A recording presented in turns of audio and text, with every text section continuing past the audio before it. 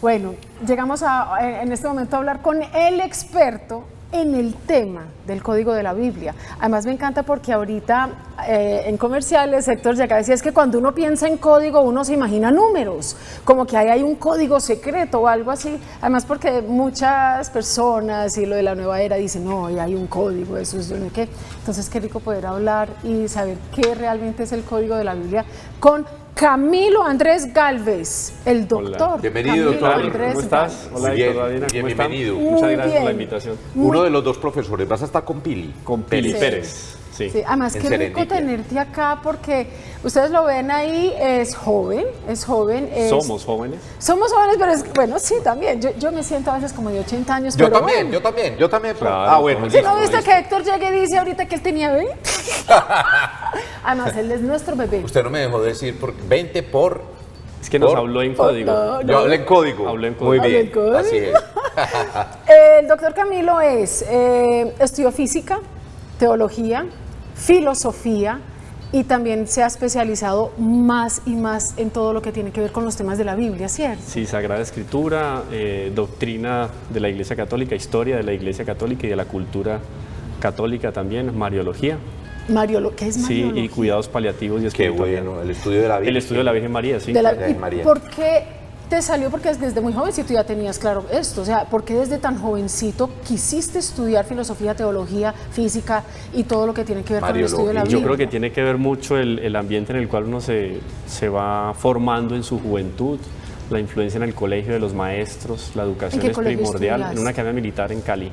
En la Academia Militar, y en la Academia Militar te enseñaron mucho sobre... Es que tenía profesores que eran símbolo de lo que es la coherencia de vida con lo que enseñaban. O sea, un profesor de química puede mostrarme a mí una coherencia de vida ética y moral, independiente de los principios que me da en un tablero. Y Me eso lo gusta anima a tanto que uno. lo digas, me gusta Sí, sí. tanto que lo digas, Camilo, porque a veces creemos que el estudio de la Biblia y la fe es para personas muy mayores y no, señor. Miren, aquí tiene una buena muestra, Uf. enamorado de este tema. Para iniciar con el tema, quiero compartir nuevamente con ustedes esta frase, a ver qué opinión te merece. Creo que la Biblia es el mejor regalo que Dios ha dado al hombre. Todo el bien que el Salvador del mundo nos proporcionó se nos comunica en este libro, y si no fuera por él, no sabíamos la diferencia entre el bien y el mal. Toda cosa provechosa al hombre se contiene en la Biblia. Abraham Lincoln, un gran hombre. Es verdad, no, sí, muy bien apuntado. Porque de hecho nosotros tenemos dos maneras de conocer a Dios, una más perfecta que la otra. A través del mundo visible o la creación, podríamos llamarlo de un libro abierto en el cual conocemos y leemos la voluntad y la personalidad de Dios. Y otro libro abierto es la revelación. Todo lo que Dios tenía para decirle a los hombres se lo dijo ahí, en la Sagrada Escritura. Por eso la Escritura está llena de códigos que podemos ir descubriendo en un curso, porque profundizamos en ese mensaje de Dios. Que el mensaje de Dios es tan rico. Bueno, Dios no es una idea, Dios es una persona, ¿no? Tres personas. Padre, Hijo, Espíritu Padre, Santo. Hijo y Espíritu Santo. Y además, la segunda persona se encarnó. Entonces, todo lo que Dios tenía para decirle a los hombres se lo dijo ahí y está en la Sagrada Escritura. Ahora tenemos que desvelar o revelar lo que está en esos códigos, que son cada uno de los escritos, de los textos de los agiógrafos en la Escritura, y eso nos va a revelar unas verdades que son indispensables para ¿Qué es nuestra un vida diaria. agiógrafo? Agiógrafo es un hombre que escribió, un santo normalmente, que escribió al respecto de unos textos sagrados. Entonces los escritores de la Biblia son agiógrafos. Ah. Puede que todos no sean santos, pero escribieron sobre cosas santas, porque fueron inspirados por Dios. Entonces hay unos códigos que yo voy leyendo en la Sagrada Escritura y a veces de la primera impresión no puede darme un conocimiento claro de lo que Dios me quiere decir ahí. Por eso es que es necesario que hagamos un estudio para profundizar en los contextos, en la historia social, económica del pueblo de Israel, y a través de esos estudios enriquecemos nuestros conocimientos, aumentamos nuestro amor, porque las dos cosas tienen que ir acompañándose, ¿no? La riqueza del conocimiento material o intelectual y el aumento del amor. Y esas dos cosas me permiten a mí revelar lo que los códigos de la Sagrada Escritura dicen respecto a mi vida. Y Oye, eso Dios es el curso. mío, tú lo acabas de decir en unas palabras tan sencillas, tan profundas, que yo acá estoy como con la boca abierta. Tan provocadoras. No, pero total. Hablemos de los códigos ahorita que Héctor te estaba diciendo. Empecemos por uno que todos les tienen mucho miedo, el 666. ¿Ese es un código? Es que, a ver, hay algunos números que aparecen como sinónimo o se le hace una analogía con respecto al equilibrio, a la armonía, a la catástrofe o al terror, ¿cierto? Y yo creo que nosotros debemos inclinarnos más bien por aquellos mensajes de esperanza que traen los números. Inclusive San Agustín tiene un tratado de numerología Él hace un análisis de los números que Dios deja consignado en la Sagrada Escritura y dice cómo son perfectos. El número 7, no es por casualidad que la semana se divide en 7. No, es porque no el es orden casualidad. del universo, de las cosas creadas físicamente hablando, está tan ordenado que tiene unos números exactos y precisos. Es un 7. Luego, los 12 meses del año son solares. Cuando solares, los judíos, por ejemplo, cuando vamos a ver los códigos de la Biblia, vemos que los judíos se regían era a partir de un año lunar. Entonces, ¿cuáles eran los meses? 12 apóstoles Eran también. eran los 12 apóstoles, por ejemplo, las 12 tribus de Israel. Son números muy simbólicos que nos hablan a nosotros de equilibrio. ¿Y el eso está número también en 3? los códigos. Y el número 3 por la Santísima Trinidad, que es fundamental. Es un número muy preciso, muy equilibrado. Además, el triángulo, que simboliza también a Dios. Sí. Bueno, entonces ahí vamos desvelando algunas cositas para que todos ustedes queden con ganas de asistir a este curso del Código de la Biblia de Serendipia. La Biblia, las personas a veces empiezan a leerla y porque no la entienden, que tú ahí nos estuviste diciendo un poquito lo que nos estabas diciendo. Hay que leerlo con dos miradas y que después esas dos, que uno es el amor de Dios y el otro es, no me acuerdo lo que dijiste, pero que es esas El dos. amor y, digamos, un estudio racional. Eso, O sea, esas dos- técnico. esas Las dos dos- cosas son necesarias. Entonces yo no puedo coger la escritura, por eso es peligroso, digamos. La escritura es santa, antes que nada, ¿cierto? Es un libro para meditación, más que para un estudio frío y solamente cartesiano. Tenemos que profundizar en el estudio de la Biblia con amor y con fe. Y ahí yo descubro cosas maravillosas. Esos códigos se revelan y me iluminan en la vida. Entonces es necesario antes que nada ese condimento indispensable que es la fe y el amor de Dios. Y a partir de ahí entonces podemos hacer una lectura espectacular de lo que son 18, 19 años de historia del pueblo de Israel y de las primeras comunidades cristianas. O sea, hay mucho para aprender ahí porque es la experiencia religiosa de un pueblo. Vea, por ejemplo, el lenguaje de Dios. ¿Quién escribió el libro más antiguo de la cultura universal, que es la Biblia? ¿Cierto? Un recorrido histórico por los acontecimientos bíblicos y sus narradores. Hermenéutica bíblica, herramienta básica para conocer la Biblia. ¿Qué es la hermenéutica? La hermenéutica o exégesis podríamos también hablar. Ese es un término técnico, pero es interesante. Por ejemplo, yo tengo oportunidad de recibir algunos trabajos de expertos en Sagrada Escritura para hacer evaluaciones y aparece una perícopa de la Sagrada Escritura. Una perícopa es un trecho muy pequeño de la Biblia, pueden ser 2 versículos, pero que tiene un sentido propio. Y hacen un análisis de esos 2 reglones, que son 2 reglones de cualquier texto de la Biblia, y sacan un tratado de conocimiento de 250, 300 páginas. Entonces uno ve que es tan rica la esencia de esa escritura que yo haciendo una hermenéutica logro extraer maravillas. Por eso es que la palabra de Dios es permanente y es tan rica. Y nunca se le agota, eso ya actual, nunca se le agota, por ejemplo, un sacerdote una homilía con un texto, por más que el texto tenga que leerlo todos los años, porque es palabra de Dios y esa palabra es riquísima, inagotable. ¿Por qué es palabra de Dios? Fue escrita por humanos, mas es palabra de Dios. ¿Tú nos puedes explicar esas dos cosas? Sí. Es que hay que considerar 2 autores. Un autor principal, que es aquel que inspira a cada uno de los hombres, y después a los agiógrafos, que son esos hombres que se sentaron a escribir. Por ejemplo, Moisés. Nosotros consideramos dentro de la teología que Moisés escribió los 5 primeros libros de la Escritura, el Pentateuco, y eso debe haber sido por allá en el año 1500 a.C. Durante el exilio en Egipto o saliendo de Egipto empezó a escribir los libros, porque son 5 libros muy importantes. Y pero tan profundos, ¿no? Sí, profundo. Entonces él vive en un contexto, él tenía un temperamento, un carácter propio, etcétera. Y él iba escribiendo, no era un dictado como el dictado que nosotros podemos recibir en un salón de clase, no. Era en función, respetando Dios, las características y las riquezas de Moisés, lo iba inspirando y él iba escribiendo lo que Dios le inspiraba. Entonces son 2 autores. Uno esencial, que es Dios, por eso es palabra de Dios, y otro es aquel que lo dejó consignado, con signos, palabras, en diferentes textos. Y es lo que nosotros recogemos en los 46 libros del Antiguo Testamento y los 47 del Antiguo y 27 del Nuevo. Por ejemplo, Pablo, que vivió tan cerca, primero atacó a Jesús, luego lo defendió hasta la muerte. Él escribía cartas, ¿cierto? Sí, pero también le dictaba o le decía, Claro. le contaba su historia. Tenía unos escribanos, obviamente. ¿Quién era uno de ellos? Tenía Lucas. Lucas, ¿cierto? Sí, sí, Lucas escribió. Lucas fue uno de los discípulos de Pablo. Pablo no conoció en persona a Jesús, pero él en sus cartas deja ver que tuvo un encuentro místico y sobrenatural con Jesús, algo así como un retiro espiritual en el cual se encontró con Jesús, porque él habla de que pasó un tiempo en el desierto. Él dice, fue tal el encuentro con Dios que él dice que él subió al tercer cielo. O sea, un grado de conocimiento de Dios increíble. Y cuando uno lee algunas de las 14 epístolas de San Pablo, a los romanos, a los filipenses, a los corintios, uno dice, este hombre conoció a Jesús inclusive más, guardando las debidas porque de proporciones. pronto lo entendió un poco más. Sí, que Dios los lo quiso apóstoles- iluminar más, o su naturaleza propia dio para que él entendiera más o amó más, porque es que eso también Camilo, es muy ya proporcional. pasando un poco al terreno de lo personal, es que es maravilloso escuchar a una persona tan joven, Ay, tan- con tan tanta sabia. academia, que ha estudiado tanto, que habla con tanta pasión por este tema. ¿Cómo le ha cambiado o cómo ha aportado el conocimiento? Sabemos que eres una persona de fe desde siempre, pero el conocimiento de esos códigos de la Biblia, ¿cómo te han aportado en tu vida personal? A ver, hay que considerar un elemento indispensable, o digamos, no diría fundamental, pero sí indispensable dentro de la concepción del ser humano integral. Nosotros tenemos una condición de fragilidad también, que de pronto nos permite que tengamos caídas en la vida y nos encontremos con la realidad de lo que es las limitaciones humanas.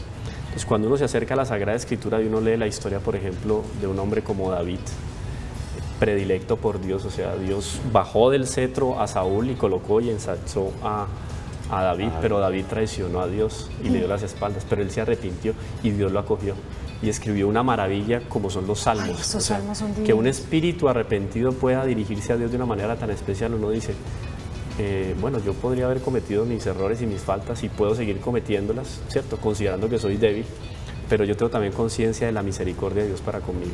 Y esos puntos fundamentales de misericordia, perdón, solidaridad, uno los descubre también en la lectura de la Escritura y eso lo enriquece a uno y le da esperanza. Porque es yo no diría que es lo Esperanza. último, yo creo que no es lo último que uno pierde, Bien. no, es algo que no debe perder.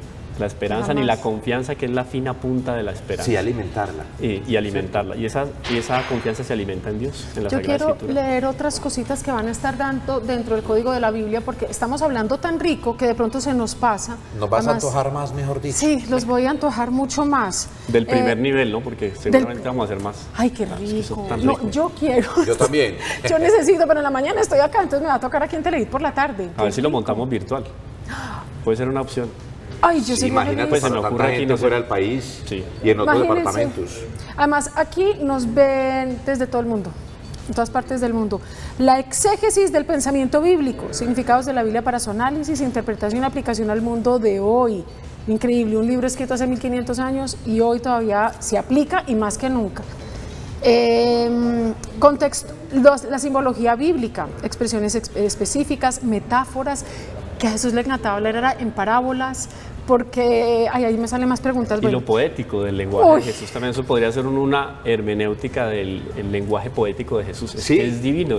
A ver. Pues no sé, los evangelistas se limitaron a escribir lo esencial y Juan dice, o sea, los pergaminos, porque no habían hojas, los pergaminos que existen no me darían para escribir todo lo que yo contemplé del Hijo de Dios, porque es tanta la riqueza, pero nosotros pudiéramos tener, por ejemplo, una grabación de audio del el sermón de la montaña, lo que sería la Uy, voz de Jesús, sí. el canto, lo dulce, lo poético, maravilloso. De todas esas poesías bellas que Jesús nos entregó, ¿hay alguna que te guste? Una frase que tú digas, la tengo presente todo el tiempo.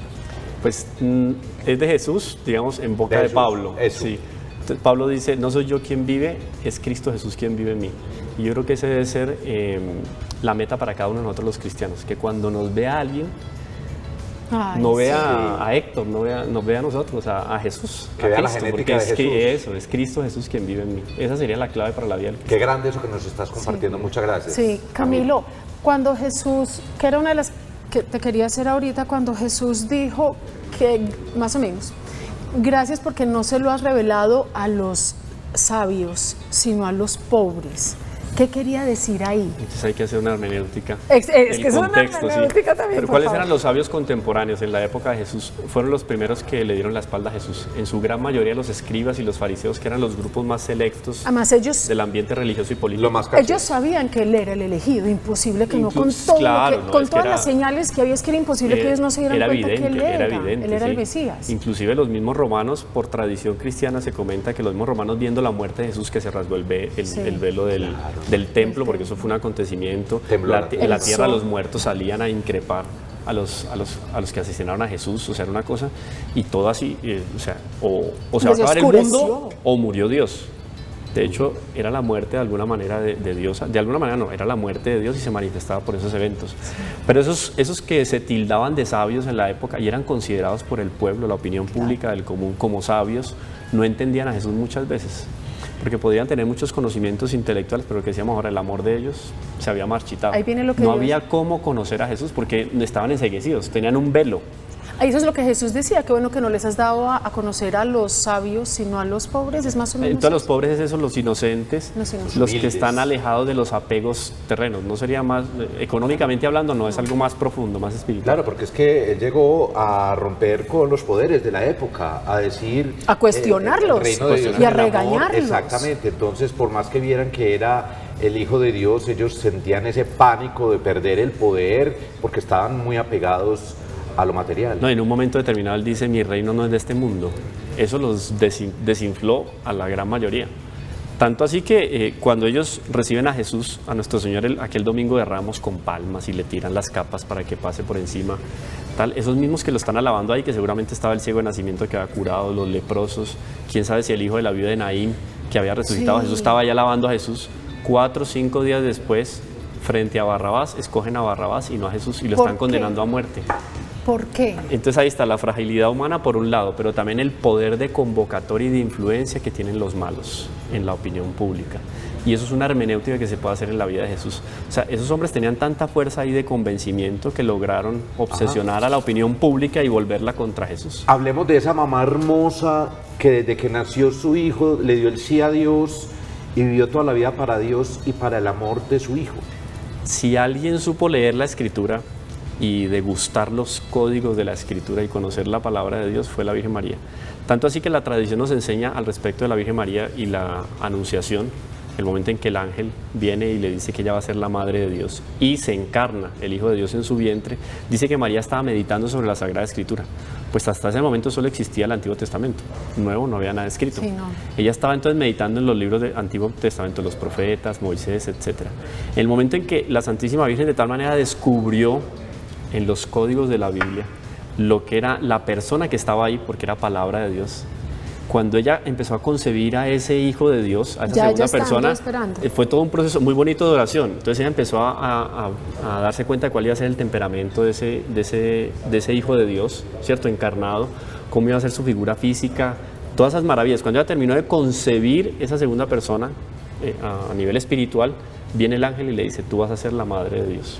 ¿Y cómo sería esa angustia de ella cuando fue y le entregó el niño a Simeón, que fue con su esposo José? Y que Simeón le dijo, ya me puedo ir tranquilo, pero además al niño, a ti María una vara atravesará tu corazón, una espada. Una espada. ¿Cómo sería ese dolor de ella sabiendo lo que se esperaba? Es uno de los grandes dolores de Nuestra Señora que también están relacionados con el dolor que podemos tener cada uno de nosotros. Porque a veces hay un engaño, digamos, un poco montado por todo lo que es la posmodernidad y el consumismo, de que parar de sufrir es sentirse bendecido por Dios. O sea, si Dios me bendice es porque yo no estoy sufriendo o porque paré de sufrir. Y no es así. Así como la debilidad acompaña la naturaleza humana, el sufrimiento también acompaña la naturaleza humana. Y después hay una frase latina muy bonita que dice per crucem ad lucem, por la cruz a la luz. Después del sufrimiento siempre viene un amanecer mucho más. Per crucem, por la cruz a la luz. Per crucem ad lucem. ¿Qué significa? Que después per de la crucem cruz... ad lucem, después de la cruz siempre viene ese momento brillante y alegre del triunfo y de la gloria. Y es lo que Dios nos permite a través de una vida mortificada. Y eso es un ejemplo de vida que está ahí, en los códigos de la Biblia. Y que los santos nos han demostrado que claro, sí esa es la vida de los santos, sí. Sufrimiento, pero un sufrimiento llevado con una resignación cristiana. Ayer, por ejemplo, con San Francisco de Asís, que me preguntabas, estuve en una misa en Envigado a las 6 de la tarde, luego con la hora santa, fueron casi 2 horas de hablar también de la vida de Francisco. Y uno queda enamorado del mensaje de Jesús cuando lee la historia de los santos o se la cuenta. Es que de alguna manera es la encarnación de Jesús en cada uno de esos hombres. Yo te quiero hacer una última pregunta más porque ya se está acabando el tiempo lastimosamente. A ti es para tenerte, mejor dicho, cada rato. ¿Tú vives en Medellín? En Envigado, sí. Medellín, sí. Imagínense, no, ay, mejor dicho, qué emoción tenerte acá cada rato. Camilo, cuando tú nos hablaste de que la Virgen María, ella concibió antes a Jesús en su mente, después fue que le dijeron tú vas a ser la madre. Cuando ellos se le acercan a Jesús y le dicen, ve, estamos llamando a Jesús, ese es nuestro, algo le pasa, más bien venga para acá. Y él dice, mi madre y mis hermanos son todos ustedes. Claro, eso fue. Ay, ¿yo qué siento? Yo como mamá, sí. estoy siendo me como despreció, terrenal. me dejó a un lado. Sí, sí, ay, ¿qué pasó? No, es una exaltación de Nuestra Señora. Ahí hay que hacer una exégesis. Porque entonces Jesús deja claro con esa afirmación cuál es mi madre y mis hijos. Es aquellos que escuchan la palabra de Dios y la ponen en práctica, ¿cierto? Y mis hermanos. En el fondo, María es más madre de Dios por haber puesto la palabra de Dios en práctica que por haberlo concebido naturalmente. Exacto. O sea, hay una ligación o una unión espiritual entre Nuestra Señora y nuestro Señor Jesucristo y la Virgen María es espiritual y es superior. O sea, el premio mayor de la Santísima Virgen es haber sido aquella apóstol y evangelizadora fiel a la palabra de Dios. Entonces estás exaltando. No es porque es mi mamá natural, no, es porque hay una unión natural, sobrenatural que es más especial. Entonces, así como ella es mi madre espiritual también y natural, ustedes pueden ser también de alguna manera, tener ella fue una protagonista ligación, en la historia de la salvación natural, y lo sigue claro. haciendo con sus apariciones, con nuestra devoción a ella. Y se mantiene en la historia. Todos los días nos lo demuestra. Ajá, sí. La Díganme, mamá de Jesús. Díganme si no quedan con ganas de Yo sí, más. yo desde que Por me favor, voy a matricular a la curso. Universidad de Medellín. Aquí tienes el teléfono, yo lo tengo acá. Dale. Para que ustedes por favor llamen, vale la pena. 340-5447, llamen para que entren a Serendipia. Es una bendición para ustedes, para nosotros, para todos. Serendipia es tenerte aquí, Camilo. Gracias Sí, por sí, compartir sí, Ustedes por la Eureka. invitación, contentísimo, muchas gracias. con esa capacidad y con ese impacto que tiene el conocimiento desde el amor. Muchas gracias, hermano. Bueno, muy con amable. Y un besito. Bueno, Feliz Camilo, fin de gracias. semana. Vean hoy La Gran Noche Enamorada a las 8 de la noche y mañana a las 7:30. Hoy nos vamos a sentar en la casa o en la finca donde estemos a disfrutar lo que hicimos en el Intercontinental la semana pasada. La Gran Noche. Chao.